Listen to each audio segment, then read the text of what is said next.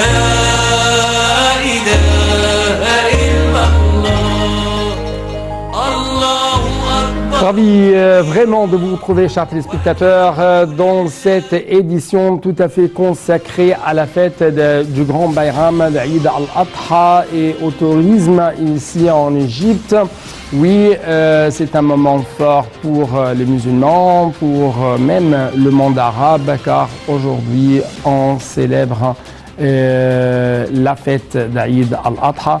C'est un moment fort, encore une fois, pour plusieurs raisons. Oui, ce sont les jours du pèlerinage. Oui, ce sont les jours où il y a une sorte d'immolation, une sorte de sacrifice, jusqu'à ce qu'on appelle cette fête la fête du sacrifice. Mais aussi, c'est un moment très fort pour la joie. Et en fait, nous allons dans quelques moments commencer cette édition par, si je peux dire, le bonheur ou la joie, qui sont inséparables de la foi en Dieu et de notre obéissance à ses commandements. Selon la vision islamique, le bonheur incarne donc la paix, la sécurité et la soumission, bien sûr, à notre bon Dieu. Il y a deux fêtes en islam, Aïd al-Fitr et Aïd al-Adha. Ces deux fêtes sont des occasions pour se rencontrer avec la famille et les proches.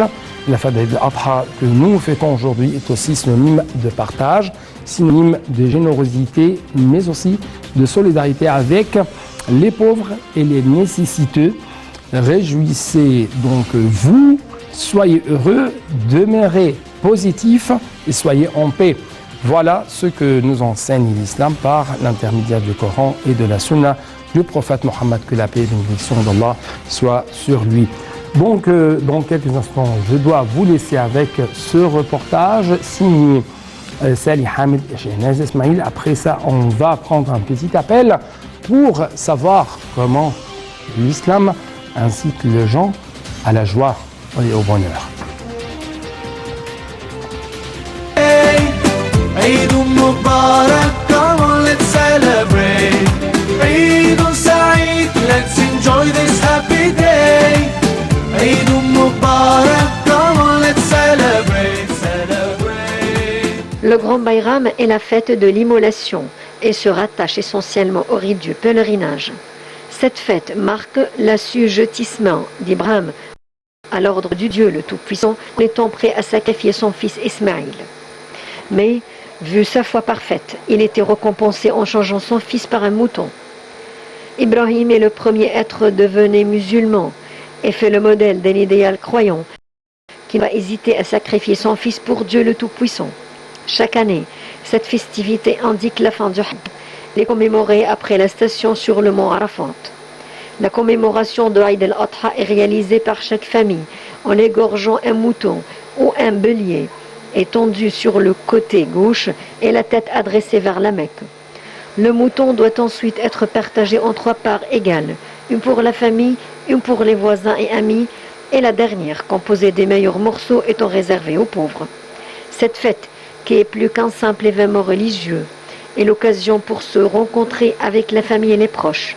Elle est aussi synonyme de partage et de générosité envers les pauvres et les nécessiteux. Il y a 2 fêtes en islam, Aïd al-Fitr et Aïd al-Adha. Aïd al-Adha comprend les jours de Tashriq, le jour de la rupture du jeûne, le jour du sacrifice et le jour de Tashriq sont 3 jours de fête à nos musulmans. De nombreux hadiths montrent qu'il est recommandé d'y exprimer sa joie et son bonheur. Ces fêtes ont un sens et une signification importante en islam. Toutes deux sont liées à des échéances religieuses.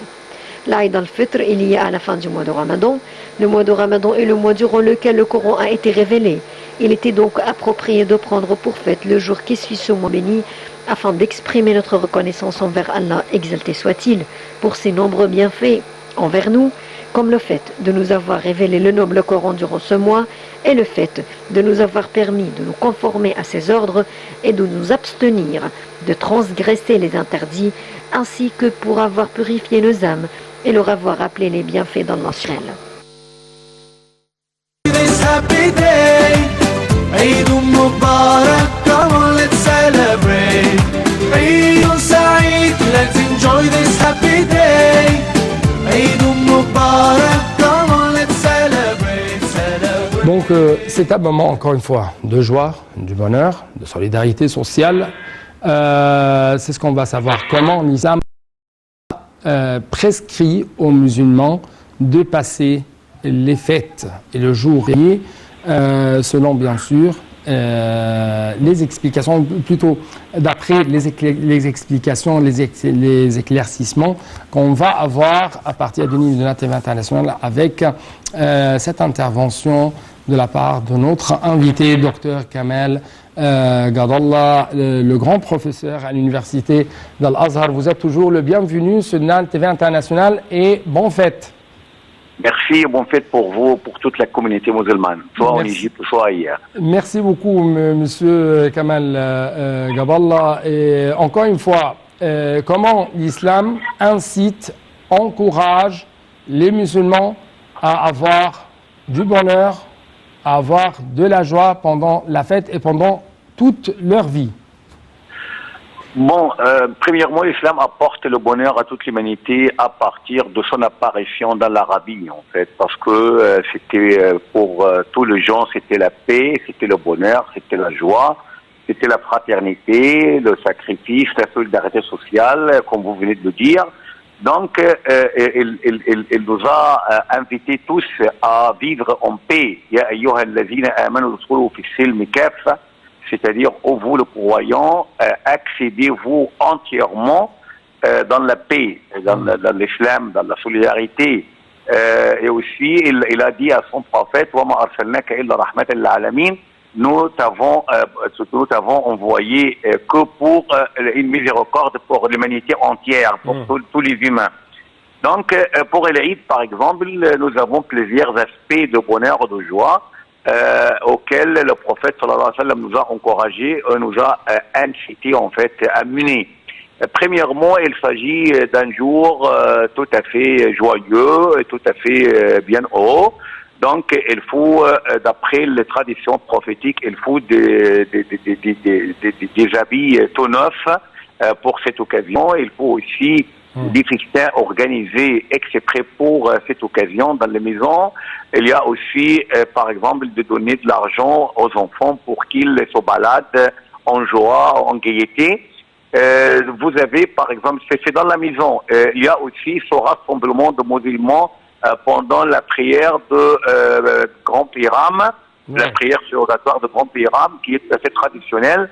Il y a ce rassemblement même pour les femmes qui ont des excuses qui leur empêchent de faire la prière, parce que le prophète, il a dit que même les femmes ayant les menstrues, ayant par exemple qui viennent de faire l'accouchement et tout ça, c'est-à-dire que n'ont pas le droit de faire la prière, qu'ils forcent aussi.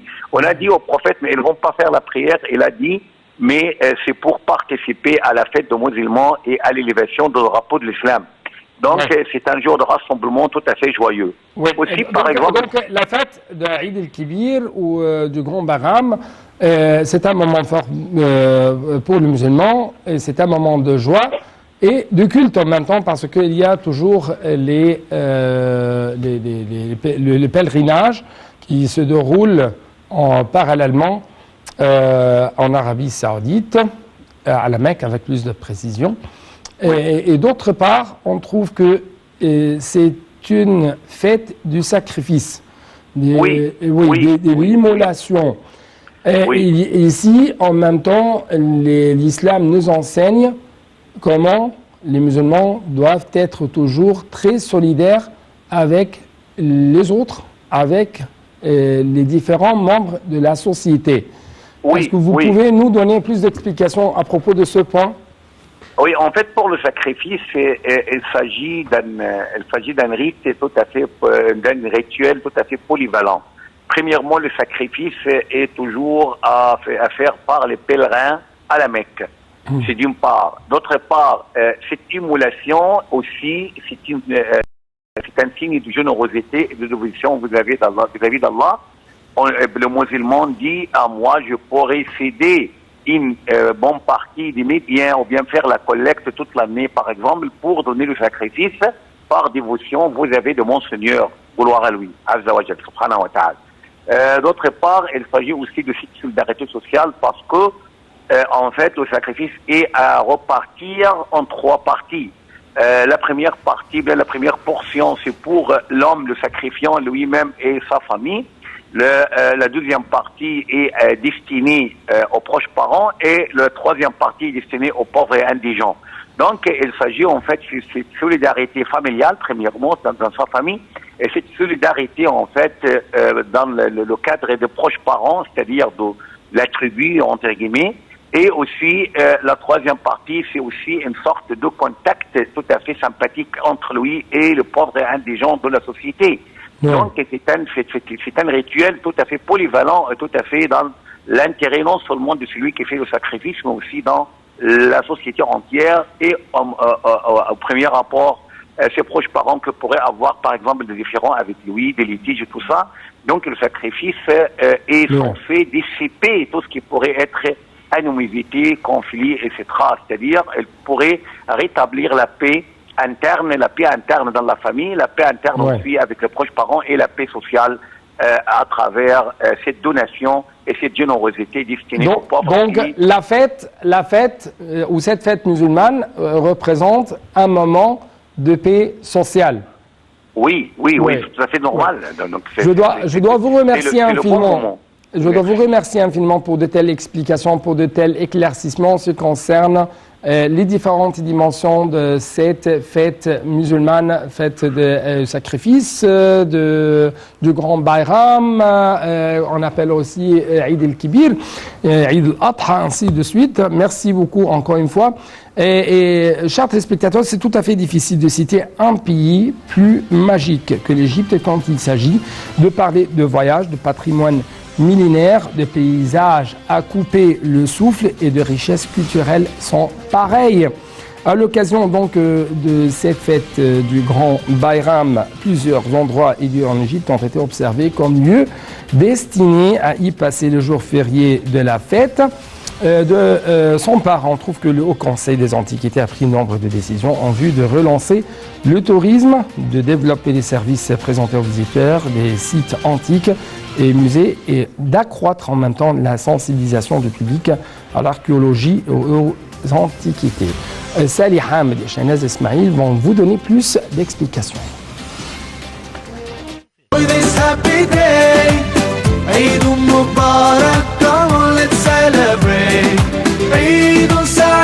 Let's enjoy this happy day. Eid Mubarak, come on, let's celebrate, celebrate. Let's celebrate. À l'occasion du Grand Bayram, plusieurs endroits et lieux en Égypte ont été observés comme lieux destinés à y passer les jours fériés de la fête. La ville d'Assouan reprend sa place sur la carte du tourisme. Elle s'apprête pour la nouvelle saison touristique par un projet de développement global. De la place de la gare El Mahatta et du parc public Dorret El Nil. Ce projet gigantesque doit à terme réaliser un bond spectaculaire en avant pour mettre en valeur la civilisation de cette ville qui se distingue par sa position géographique, ses potentialités économiques, culturelles et artistiques. On trouve le musée de la Nubie qui expose des antiquités et des documents jusqu'à l'ère islamique, plus des illustrations expliquant les aspects géographiques, sociaux et civilisationnels de la région. Le musée totalise 3000 pièces antiques qui ont été sélectionnées dans d'autres musées égyptiens et régionaux. Le Haut Conseil des Antiquités a maintenu les tarifs offerts aux étudiants et visiteurs égyptiens et arabes, des tarifs annuels pour tous les sites, les pyramides, le Musée national de la civilisation et le Grand Musée égyptien. Aucune visite du Caire n'est complète sans halte au bazar de Khan el-Khalili, où vous serez transporté dans le temps dans un vieux souk arabe. Les boutiquiers vous invitent à vous approcher de leur stand, de la senteur des épices, de l'agitation fébrile du commerce et les myriades de beaux objets à acheter vous feront vous perdre dans les allées pendant des heures. Les pyramides étaient et seront toujours le monument le plus éblouissant à visiter au monde. Des vacances au Sinaï pourront être rythmées par la découverte de nombreux parcs nationaux. Le parc national Ras Mohammed vous entraînera dans toute la beauté de la mer Rouge. Celui de Ras Abu Ghaloum permet de découvrir des fonds marins exceptionnels. Des vacances au Sinaï, c'est aussi la découverte d'oasis, comme Nouéba, avec sa palmeraie et son port. Le désert du Sinaï est vu comme sacré. Le mont Sinaï est le plus haut d'Égypte, avec 2285 mètres.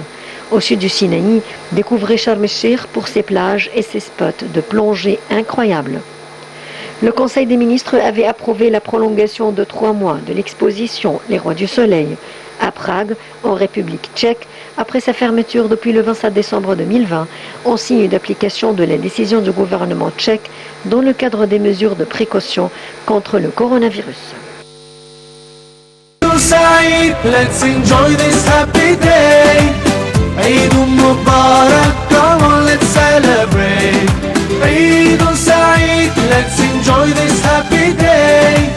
عيد مبارك, come on, let's celebrate, celebrate. D'autre part, on trouve que le ministre égyptien du Tourisme et des Antiquités, Khaled Al-Anani, a fait état d'une amélioration graduelle de la performance du tourisme égyptien depuis la reprise du mouvement du tourisme, tout en soulignant l'augmentation du nombre de touristes en Égypte depuis le début de 2021 avec 525 000 touristes en avril dernier, soit 50% du nombre enregistré en 2019. Donc ça va qu'il y a de bons augures pour, si je peux dire, la reprise du tourisme égyptien avec bien sûr le commencement de cette année de 2021.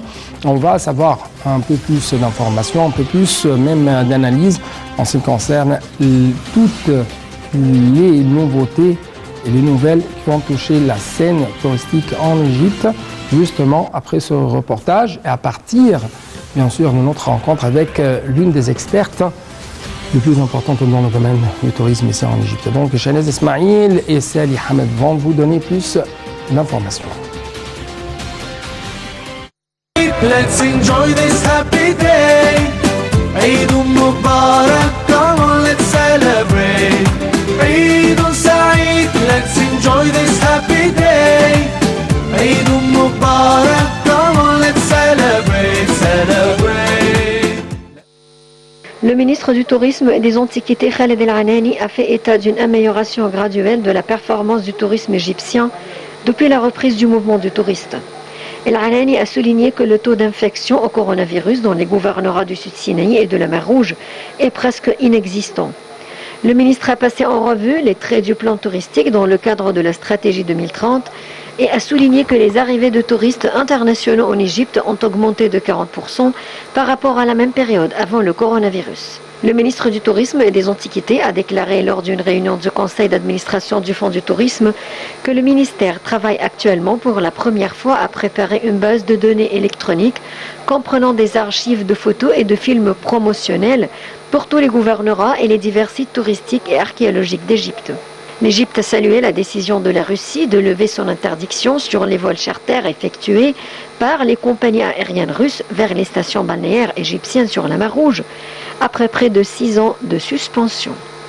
A signalé que l'Égypte est le seul pays africain qui figure parmi les meilleures destinations préférées des touristes russes. L'Égypte, le Maroc, la Tunisie et l'Algérie comptaient parmi les pays africains que les Russes préféraient visiter. Depuis le retour du tourisme en juillet dernier, les stations touristiques du sud du Sinaï et de la mer Rouge ont connu une augmentation remarquable du nombre de touristes, ce qui confirme la confiance des pays exportateurs de tourisme dans la destination touristique égyptienne. Le groupe Goldman Sachs, leader mondial de la banque d'investissement, des marchés de capitaux et de la gestion d'actifs, a indiqué que la reprise des vols après 5 ans de suspension depuis 2015 constitue un coup de pouce majeur pour le redressement du secteur touristique égyptien qui a été affecté par la pandémie du coronavirus.